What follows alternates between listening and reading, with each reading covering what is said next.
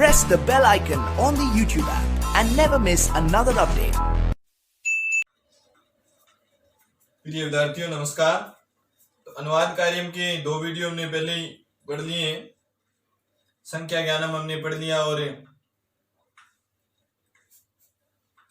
आज हम देखेंगे पुल्लिंग, स्त्रीलिंग और नपुंसकलिंग शब्द है, क्योंकि हिंदी में वाक्य आएंगे, आपको पता करना है भी कौन सा शब्द पुल्लिंग है, कौन सा शब्द स्त्रीलिंग है, कौन सा शब्द नपुंसकलिंग है।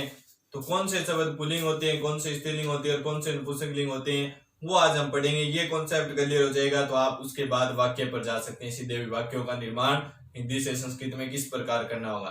तो देखो आज हम पढ़ते हैं पुल्लिंग, स्त्रीलिंग और नपुंसकलिंग शब्द।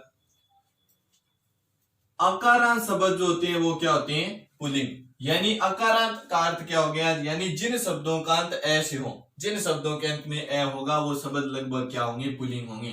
यानी हिंदी वाक्य में कहीं राम आ गया, बालक आ गया, श्याम आ गया, तो अंत में ए आ रहे, तो संस्कृत में ट्रांसलेट करेंगे तो हमें याद रखना है ये शब्द क्या है, पुल्लिंग है। ये शब्द क्या है, पुल्लिंग है। तो उसके अनुसार ही हमें विभक्ति प्रयोग करनी है। अगर वहां प्रथमा है तो प्रथमा कर दो, द्वितीय है तो पुल्लिंग के अनुसार द्वितीय कर दो। कि अकारांत शब्द यानी ऐसे अंत होने वाले जो शब्द हैं वो क्या होंगे, पुल्लिंग। ज्ञ प्रत्यय युक्त शब्द, ज्ञ प्रत्यय युक्त शब्द क्या होते हैं, पुल्लिंग होते हैं। जैसे पाक है, चाल है। यानी जिन पर ज्ञ प्रत्यय में क्या शेष रहता है, ए शेष रहता है। ज्ञ प्रत्यय में क्या शेष रहेगा, ए। तो ए से अंत होने वाली ऊपर वाली बात है, लेकिन यहाँ इसने क्या बताया, ज्ञ प्रत्यय। यानी ज्ञ प्रत्यय से अंत होने वाले शब्द, यानी जिन शब्दों के साथ कौन सा प्रत्यय होगा, ज्ञ प्रत्यय होगा, वो भी कौन से होंगे, पुल्लिंग शब्द होंगे। वो कौन से शब्द होंगे, पुल्लिंग शब्द। अगला है जो वस्तु एक हो, यानी जो वस्तु क्या है, संसार में एक है। यानी जो वस्तु सिर्फ संसार में एक है वो किस में मानी जाएगी, पुल्लिंग में आएगी। वो किस में आएगी, पुल्लिंग में। जैसे सूर्य है, चंद्र है, यानी सूर्य एक है संसार में, चंद्रमा भी एक है संसार में। यानी जो वस्तु इस संसार में क्या है, एक है, वो भी किस में मानी जाएगी, हमारी पुल्लिंग में। की प्रत्यय युक्त, यानी जिस शब्द के अंत में क्या होगा, की प्रत्यय होगा, जिस शब्द के साथ की प्रत्यय जुड़ा होगा। जैसे हमारा संधि शब्द है, तो संधि शब्द कौन सा है, पुल्लिंग। यानी की प्रत्यय युक्त शब्द क्या होगा, पुल्लिंग। की प्रत्यय युक्त शब्द क्या होगा, पुल्लिंग। नकारांत शब्द, यानी जिन शब्दों के अंत में न होगा, जिन शब्दों के अंत में क्या होगा, न। जैसे राजन है, आत्मन है। यानी नकारांत शब्द भी किस में आएंगे, पुल्लिंग में। नकारांत शब्द भी क्या होंगे, पुल्लिंग में। इकारांत शब्द, यानी छोटे से अंत होने वाले शब्द जो है वो भी किस में आएंगे, पुल्लिंग में। जैसे हरि है, मुनि है। उकारांत शब्द, यानी छोटे ऊ से अंत होने वाले जो शब्द है हमारे उकारांत शब्द, वो किस में आएंगे, पुल्लिंग में। जैसे गुरु है। महीनों का नाम है वो भी किस में आएगा, हमारा पुल्लिंग में। जैसे श्रावण है, भाद्रपद है। दोबारा देखो भी हमें क्या करना है, वाक्य के अंदर पहचानना पड़ेगा कौन सा शब्द पुल्लिंग है, कौन सा स्त्रीलिंग है, कौन सा नपुंसकलिंग है। तो हमें पहले हमने क्या पढ़ा पुल्लिंग के बारे में, पहला सबसे क्या पढ़ा भी, अकारांत शब्द क्या होंगे, पुल्लिंग। अकारांत शब्द सारे क्या होंगे, पुल्लिंग होंगे। जैसे राम है, बालक है। ज्ञ प्रत्यय से युक्त शब्द भी सारे क्या होंगे, पुल्लिंग होंगे। जैसे पाक है, चाल है। जो वस्तु संसार में एक है वो भी किस में आएगी, पुल्लिंग के अंदर। जैसे सूर्य है और चंद्र है। की प्रत्यय से युक्त, यानी जिन शब्दों के साथ की प्रत्यय जुड़ा होगा वो भी किसके अंदर आएंगे, पुल्लिंग के अंदर। जैसे संधि है।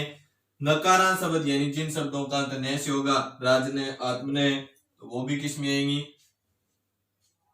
पुल्लिंग में। इकारांत शब्द है वो भी किस में आएंगे, हमारे पुल्लिंग में। जैसे हरि है और मुनि है। उकारांत शब्द है, छोटे उसे अंत होने वाले गुरु है, भानु है, वो भी किस में आएंगे, हमारे पुल्लिंग में।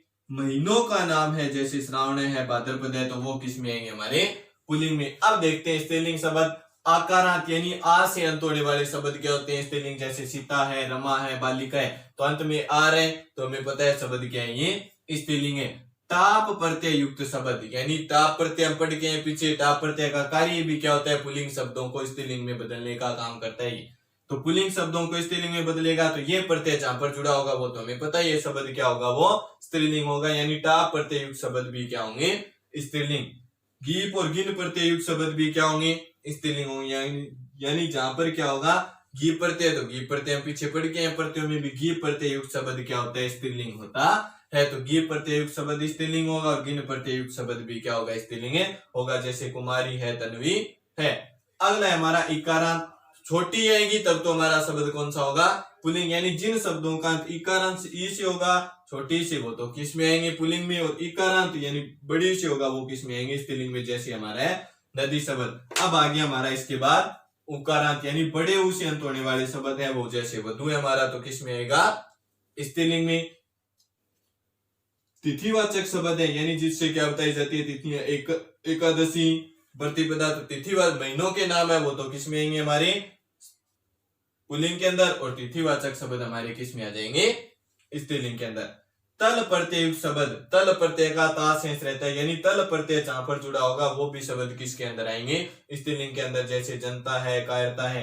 कीर्तन प्रत्यय युक्त शब्द होगा, वो भी किस में आएगा, स्त्रीलिंग में। जैसे गति है और मति है। तो स्त्रीलिंग शब्दों के बारे में हमने पढ़ लिया। अभी अकारांत शब्द है, स्त्रीलिंग होंगे। टा प्रत्यय युक्त शब्द स्त्रीलिंग होंगे। गीप और गिन प्रत्यय युक्त शब्द स्त्रीलिंग होंगे। इकारांत शब्द स्त्रीलिंग होंगे। उकारांत शब्द स्त्रीलिंग होंगे। तिथिवाचक शब्द स्त्रीलिंग होंगे। तल प्रत्यय युक्त शब्द स्त्रीलिंग होंगे। और कीर्तन प्रत्यय युक्त शब्द भी स्त्रीलिंग होंगे। नपुंसकलिंग हमारा क्या है, जिनकी गणना स्त्री और पुरुष दोनों में नहीं की जाती है, वो तो हमें पता ही है क्या होते हैं। स्त्री और पुरुष में जिनकी गणना नहीं होगी वो शब्द तो क्या होंगे, नपुंसकलिंग होंगे। जैसे पत्रम है और पुष्पम है। दूसरा इसमें क्या पढ़ना है हमें, ल्यूट प्रत्यय, ल्यूट प्रत्यय युक्त शब्द होगा, वो भी क्या होगा, नपुंसकलिंग होगा। क्या होगा, जैसे ल्यूट प्रत्यय का अन्न शेष रहता है तो चलनम और गमनम, तो यहाँ पे ये गमनम और चलनम कौन से हैं, नपुंसकलिंग शब्द है। तव प्रत्यय युक्त शब्द भी क्या होगा, नपुंसकलिंग। जैसे लघुत्वम है, दीर्घत्वम है। निर्जीव वस्तुएं सारी लगभग किस में आती है, नपुंसकलिंग में आती है, ये तो हमें पता ही है। दोबारा देखो भी, ये तो हमें पता है जिनकी गणना स्त्री और पुरुष दोनों में नहीं होती है वो कौन सी होंगी, नपुंसकलिंग होगी। प्रत्यय में हमने एक तो ल्यूट प्रत्यय के बारे में पढ़ लिया। ल्यूट प्रत्यय युक्त शब्द क्या होगा, नपुंसकलिंग होगा। तो प्रत्यय युक्त शब्द भी क्या होगा, नपुंसकलिंग होगा। और निर्जीव वस्तुएं सारी किसके अंदर आ जाएगी, नपुंसकलिंग के अंदर। तो लिंगों के बारे में हमने पढ़ लिया। अभी कौन सा शब्द पुल्लिंग है, कौन सा शब्द स्त्रीलिंग है। आज के लिए इतना ही। जयतु संस्कृतम जयतु भारतम।